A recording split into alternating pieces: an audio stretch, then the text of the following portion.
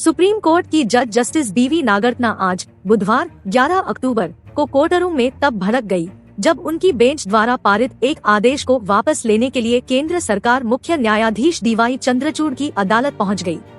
Justice Nagarathna ने कहा कि सुप्रीम कोर्ट का हर बेंच सुप्रीम कोर्ट है और उसका आदेश सुप्रीम कोर्ट का आदेश है। जस्टिस हेमा कोहली और जस्टिस बीवी नागरत्ना की पीठ द्वारा पारित आदेश को वापस लेने के लिए देश के मुख्य न्यायाधीश के समक्ष एक आवेदन का मौखिक रूप से उल्लेख करने के लिए जस्टिस नागरत्ना ने केंद्र सरकार के एडिशनल सॉलिसिटर जनरल को फटकार लगाई। जस्टिस नागरत्ना ने कहा कि वह बिना आवेदन दायर किए किसी अन्य पीठ द्वारा पारित आदेश में हस्तक्षेप के लिए मुख्य न्यायाधीश से संपर्क करने वाले संघ की कार्रवाई से परेशान और चिंतित हैं। जस्टिस नागरत्ना ने चिंता व्यक्त की कि यदि ऐसी मिसाल कायम की गई तो अदालती व्यवस्था चरमरा जाएगी।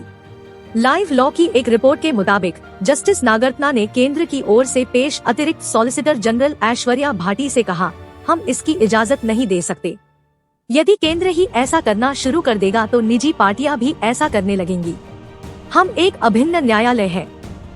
सुप्रीम कोर्ट की हर पीठ सुप्रीम कोर्ट ही है। हम एक न्यायालय है जो अलग अलग पीठों में बैठे हैं। अपनी बात करूं तो मैं भारत संघ की ओर से इसकी सराहना नहीं कर सकती हूं। बता दें कि सोमवार 9 अक्टूबर को जस्टिस हेमा कोहली और जस्टिस बीवी नागरत्ना की पीठ ने एक विवाहित महिला को 26वें सप्ताह में अनियोजित गर्भ का गर्भपात कराने की अनुमति दी थी। याचिकाकर्ता को गर्भावस्था के चिकित्सीय समापन के लिए अखिल भारतीय आयुर्विज्ञान संस्थान AIIMS नई दिल्ली से संपर्क करने का निर्देश दिया गया था। इसके बाद कल शाम 4 बजे ASG ऐश्वर्या भाटी ने CJI डीवाई चंद्रचूड़ के समक्ष दोनों जजों की बेंच के आदेश के खिलाफ मौखिक रूप से उल्लेख किया।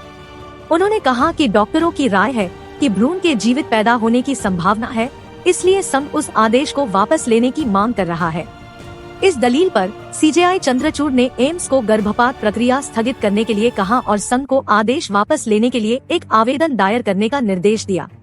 नतीजतन मामले पर फिर से विचार करने के लिए जस्टिस हेमा कोहली और जस्टिस बीवी नागरत्ना की विशेष पीठ का आज पुनर्गठन किया गया था। आज जब विशेष पीठ ने मामले की सुनवाई शुरू की तो जस्टिस नागरत्ना ने additional solicitor general Aishwarya Bhati से पूछा कि उन्होंने बिना कोई आवेदन या दलील दायर किए CJI से हस्तक्षेप की मांग क्यों की थी। इस पर ASG भाटी ने घटनाक्रम के लिए माफी मांगी, लेकिन अदालत को समझाया कि उन्हें तत्काल मुख्य न्यायाधीश के समक्ष मामले का उल्लेख करना पड़ा क्योंकि अदालती आदेश में डॉक्टर को कल ही गर्भावस्था को समाप्त करने का निर्देश दिया गया था। उन्होंने कहा, इसलिए मुझे इसका उल्लेख CJI से करना पड़ा क्योंकि आपका निर्देश कल ही गर्भ की समाप्ति करने का था।